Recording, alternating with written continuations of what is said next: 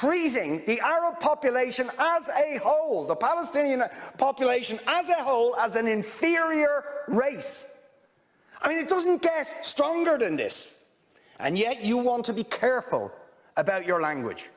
You're happy to correctly use the most strong and robust language to describe the crimes against humanity of Vladimir Putin, but you will not use the same strength of language when it comes to describing Israel's treatment of the Palestinians, when it is now being documented and detailed by two of the most respected human rights organisations in the world, and indeed has been alleged by dozens and dozens of non-governmental organisations, and to be honest, anybody who looks honestly at the decades of brutal, inhumane persecution of the Palestinians, successive assaults on Gaza, the annexation of their land and territory, the systematic application of apartheid rules, you don't want to even use the word apartheid.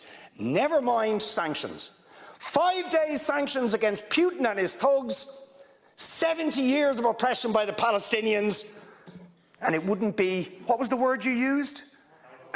It wouldn't be helpful to impose sanctions.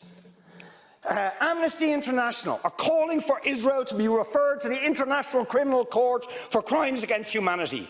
Will you support it?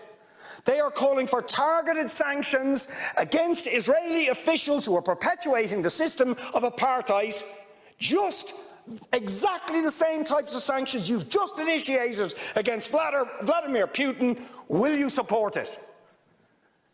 And I think the answer is clearly you're not going to. And then we ask the question, why? Why? With such strength of feeling, Fine Gael and Fianna Fáil and Green TD stood up one after the other, saying it was intolerable, the thuggery and the warmongering and the brutality of Putin. You wouldn't stand for it. Urgent action had to be taken. But we've got to be much more careful with the Palestinians.